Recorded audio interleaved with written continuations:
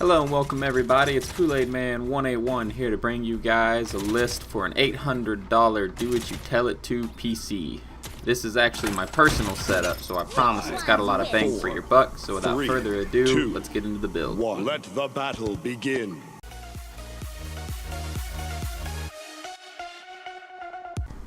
Alright, the first component of this build is the all-important motherboard. For this I chose the MSI H110N Pro VD. It'll run you around $55 US. It's a micro ATX style board. It's a bit on the basic side, but will get the job done nicely. It supports Intel's LGA 1151 sockets, so 6th or 7th generation processors are an option. Moving straight on to the next part is the processor itself. I chose the 7th generation quad-core i5-7500. The CPU is capable, if not overkill, for any game today at 1080p. It has a stock speed of 3.8 GHz, but can easily be overclocked up to 4 GHz, so gaming is a breeze, and even some video editing is possible.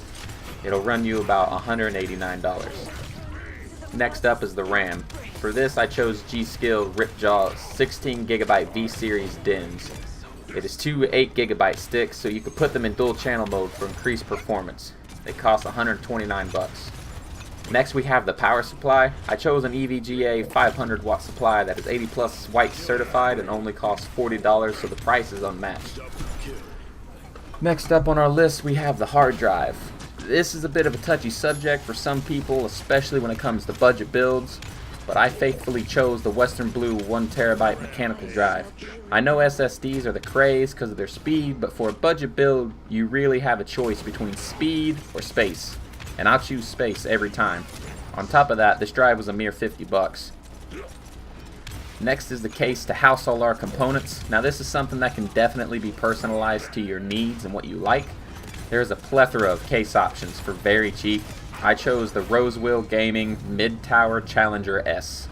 The reason I chose this case is because it has two USB 2 ports and one USB 3 on the front of the case. On top of that, it also has 3 built-in case fans, which is 2 in the front and 1 in the back to make sure your build has plenty of airflow. Now last but definitely not least, we have the GPU, that magic box that makes our games go from looking like Minecraft to Crysis 4. For this, I chose the single fan edition 3GB GTX 1060 from EVGA. Now although it may not look like much, this card has handled every game I've thrown at it on max settings at 1080p, including games like Crysis 3, Grand Theft Auto 5, and The Witcher 3.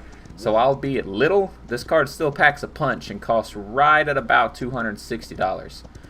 So altogether, at the time of recording this setup, it'll cost you right under $800 at $773.71. Alright, there you guys have it, the $800 do-it-what-you-tell-it-to PC build. To top off this video, I'm going to leave you guys with a couple of gameplay videos just so you get an idea of how well it'll perform. So just sit back and enjoy the show.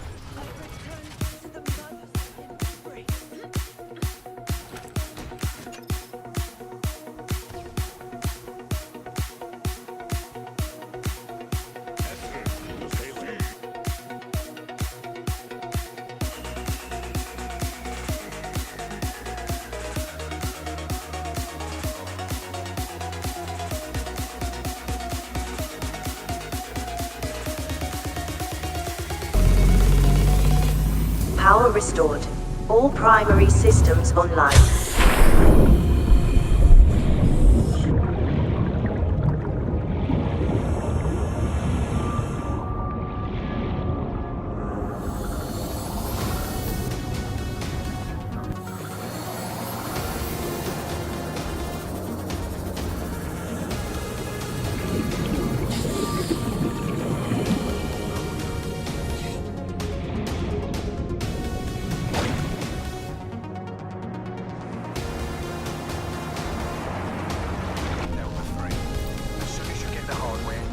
Blasted out cold. Sector 1, Delta 3.